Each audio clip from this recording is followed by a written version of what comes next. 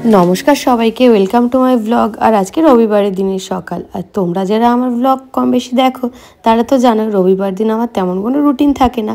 সকালবেলা দেরিতে ওঠা, তারপরে এক কাপ চা নিয়ে বসা, আর তারপরে বাজার করা, আর এই তো ছেলের মনের মতো একটু রান্নাবান্না করে দেওয়া। এটাই আমার সাধারণত প্রত্যেক রবিবারের কাজ। আর গত রবিবার যেহেতু আমরা বাড়িতে ছিলাম না, তো আমি ছেলেকে বলেইছিলাম যে এই রবিবার তোমাকে আমি বিরিয়ানি করে দেবো। তো ভাবলাম সকালবেলা চা খেয়ে বাজারে বেরোনোর আগে ঘরে যে পেঁয়াজ আদা রসুন আছে সেগুলো কম বেশি একটু ছাড়িয়ে রেখে যাই। এগুলোতেই একটু যা সময় লাগে, তারপরে খুব বেশি তো সময় লাগবে না বিরিয়ানি করতে। তো যেই ভাবা সেই কাজ, দেখো পেঁয়াজ আদা রসুন নিয়ে বসে পড়েছি। আর এখন আমি বাজারে যাওয়ার আগে এগুলো করে নিচ্ছি, কারণ বাজারে আজকে একটু দেরি করে যাচ্ছি। ওই 10:30টার দিকে বেরোবো, কারণ আমার একটা দরকার আছে। আর সেটা যেহেতু একটা টাইমে, তো সেই জন্যে আমি একটু দেরি করেই বেরোতে হচ্ছে বাধ্য হয়ে। তো ভাবলাম পেঁয়াজ আদা রসুন সবটা ছাড়িয়ে রেখে এবার নিজে একটু খাওয়া দাওয়া করতে বসে পড়েছি। আর আজকে সকালে মা কলমি শাক করেছিল, আর এদিকে কুমড়ো শাকও করেছিল, ওটা মাছ দিয়ে করেছিল। কারণ দুপুরের রেসিপি যেহেতু বিরিয়ানি, তার জন্য শাক পাতাগুলো সকালবেলায় খেয়ে দিয়ে উদ্ধার করেছি, এই আর কি। তো এখন বেরোচ্ছি বাজারে, ওই ঘন্টাখানেকের কাজ আছে, সেটা মিটিয়ে একবারে বাজার করে নিয়ে চলে আসবো। তো বেশি বেশি যদি হয় সেটা 12টা বাজবে। মোটামুটি এরকম একটা চিন্তাভাবনা নিয়েই বেরিয়েছিলাম। তো 12টায় এসে আমি দিব্যি বিরিয়ানি করে ফেলতে পারবো। ওই 2টো বেজে যাবে, লাঞ্চ টাইমের মধ্যেই সবটা হয়ে যাবে। কিন্তু ঘটনা যেটা হলো, ফিরতে ফিরতে আমার এতটাই দেরি হয়ে গেছিল, তো ঘরে ঢুকেছি আমি প্রায় 2টো বাজতে 10 মিনিট বাকি। তখন আর এসে কি বিরিয়ানি বানাবো, তো বাজারও আমি করিনি, শুধুমাত্র এই যে মাটনটা নিয়ে এসেছি সাথে করে। এখন কি করব সেটা নিজেও বুঝতে পারছি না, যে বিরিয়ানি করতে গেলে অনেক সময় লেগে যাবে, ছেলের খাওয়ার টাইম হয়ে যাবে, আর আমারও ভালো লাগছে না। এমনি থেকে অনেকটা লেট হয়ে গেছে। আসলে কিছু সময় না অনেক কিছু আমাদের হাতে থাকে না, চাইলে আমরা চট করে কোনো কাজ করেও উঠতে পারি না, কারণ কিছু কিছু জিনিস অন্যের সাথে রিলেটেড থাকে। তো সেই অনুযায়ী আমার আজকে দেরি হয়ে গেছে। আর রোববার ছাড়া আমার অন্য বারে খুব একটা সময়ও হয় না, তো রান্নাটাও আমার রোববারে চাপ পড়ে যায়, বা অন্য কাজ মেটানোটাও কিন্তু রোববার দিনই চাপ পড়ে যায়।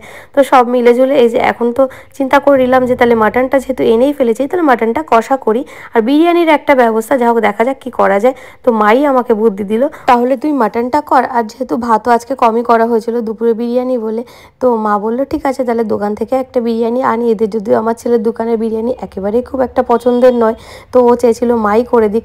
কিন্তু আমাকে বুঝিয়ে বললাম, দেখো আজকে তুমি এই বিরিয়ানিটাই খাবে, আমি তোমার জন্য বিরিয়ানি এনে দেবো, আর মাটনটা তো আমি ঘরে করেই ফেলছি। তো এই যে তাড়াহুড়ো করে যেভাবে মাটন হয়, তো দেখতেই পেলে কোনো ম্যারিনেশন কিছুই না, পেঁয়াজটা ভালো করে ভেজে তারপর একটুখানি লঙ্কা গুঁড়ো হলুদ গুঁড়ো দিয়ে তারপর একটা পেস্ট দিয়ে দিয়েছি, যেটা হলো গিয়ে আদা রসুন টমেটো আর গোলমরিচ কাঁচা লঙ্কা। ওই পেস্টটা দিয়ে ভালো করে কষে নিয়েছি। আর ঘরে ছিল একটু টক দই, তার মধ্যে জিরের গুঁড়ো আর ধনের গুঁড়ো মিশিয়ে ভালো করে ফেটে নিয়েছি। এবার মশলাটা ভালো করে কষা হলে এবার টক দইটা দিয়ে আরেকটু কষে নিয়ে এবার মাংসটা দিয়ে খুব ভালো করে ঢেকে ঢেকে কষতে হবে। এই সময়টা কিন্তু যতটা বেশি দেওয়া যায় ততই মাংস টেস্টি হয়। যদিও আমার কাছে খুব বেশি সময় নেই, তো আমি মাঝে মাঝে একটু ঢেকে দিচ্ছি। আর এদিকে কিয়ানের পেয়ে গেছে খিদে, তো আমারও খিদে পেয়ে গেছিলো, কারণ ঘড়ির কাঁটা এখন প্রায় 2:30 বাজতে গেল। তো আমরা বললাম চলো দুজন দুটো তাহলে কলা খেয়ে নিই, খেয়ে একটু পেট ভরি, তারপর আমার মাংসটা আরেকটু রেডি হলে আমি বিরিয়ানি আনতে যাব। এবার এসে মাটনটা ঢাকনাও খুলে দিয়ে তারপরে এর মধ্যে দিয়ে দিয়েছি কিছুটা পরিমাণে নুন। এবার আবার একটুখানি নাড়াচাড়া দিতে হবে। আসলে কয়েকবার করে এই ঢাকা দিয়ে দিয়ে এটাকে রান্না করতে হবে, যাতে মাটনটা ভালো করে কষাও হয় আর সাথে সাথে বেশ সফটও হয়। তো তারপরে ভাবলাম আরও কিছু খাওয়া যাক। এবার লেবু কেটে নিয়ে বসেছি, এই যে আমিও বসে আছি, কিয়ান কিন্তু আমার কোলের মধ্যে শুয়ে আছে। এবার আমরা দুজনে লেবুও খেয়ে নিচ্ছি তাড়াহুড়ো করে। আর খেতে খেতে যেহেতু রান্না করছি মাটন, একটু তো সময় লাগবেই, তো সময়টাকে অপচয় না করে আমরা এদিকে টুকটাক খেয়েই যাচ্ছি। এবার মাটনটা প্রায় কষে এসছে, তখন আলুগুলো দিয়ে দিয়েছি। আর আলু কোনো ভাজাভাজির সিন নেই, এমনিই দিয়ে দিয়েছি। আর এখন কিন্তু আরেকবার ঢাকা দেওয়ার পরে দেখো ভালো করে মাটনটা কষা হয়ে গেছে।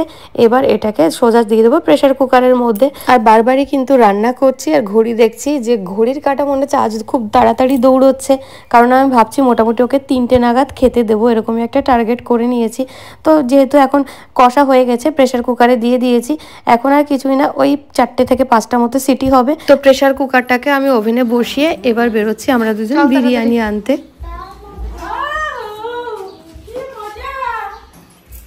আর আমার অবস্থা দেখো, পুরো যে অবস্থায় সকালে বাজার করতে বেরিয়েছিলাম সেই অবস্থাতে ঘরে ঢুকেছি, আর এই অবস্থাতেই রান্না করে এবার যাচ্ছি বিরিয়ানি আনতে। পুরো একেবারে এলোথেলো অবস্থা।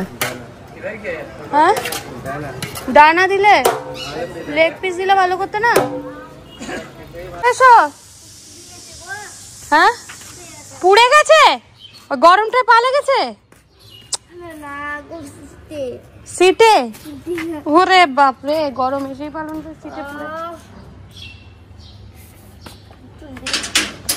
চলো। আর ঘরে ঢুকতে ঢুকতেই শুনতে পাচ্ছি প্রেসার কুকারে কিন্তু হুইসেল দিচ্ছে, মানে মাংস অলমোস্ট হয়েই গেছে। তো এই কিছুক্ষণ বাদে আমি বিরিয়ানিটা বের করে রেখে মিনিট 5 অপেক্ষা করে যখন পুরোপুরি ব্যাপারটা বেরিয়ে গেছে তখন প্রেসার কুকারের ঢাকনাটা খুলে এর মধ্যে আর শুধু একটুখানি ঘি দিয়ে দেবো, কারণ গরম মশলা আমি আগেই দিয়ে দিয়েছিলাম। আর এবার ঘিটা দিয়ে ওই মিনিট 4-5 মতো আবার একটুখানি নাড়াচাড়া করে এটাকে ঢেকে রাখবো ঢাকনা দিয়ে। ব্যাস দেখো এই যে ঠিকঠাক একদম মিলিয়ে দিয়েছি। এবার ঢাকা খুলে এই যে এবার কিন্তু ছেলেকে সার্ভ করে দেওয়ার পালা, কারণ ওরা তর সইছে না, সত্যি খিদে পেয়ে গেছে। আর আমি কিন্তু একদম টার্গেট অনুযায়ী ওকে ঠিক 3টেতেই খেতে দিতে পেরেছি, মানে এত তাড়াতাড়ি চেষ্টা করেছি রান্নাটা করতে, কিন্তু মাটনটা যথেষ্ট পরিমাণ টেস্ট হয়েছিল। যখন আমি নিজে খেতে বসলাম ওকে তো খাওয়া দাওয়া দিয়ে দিয়েছি, যে বিরিয়ানি সাথে একটু শশাও কেটে দিয়েছি। আর তারপরে যখন আমি খাবার নিয়ে বসেছি তখন খেয়ে দেখলাম না মাটনটা কিন্তু বেশ টেস্টি হয়েছে। মানে 2-1 দিন এমনই হয়, আর শেষে উদ্ধারকর্তা কিন্তু সে মাই ছিল। যাও আজকের ব্লগটা এখানে শেষ করছি, দেখা হবে পরের ব্লগে।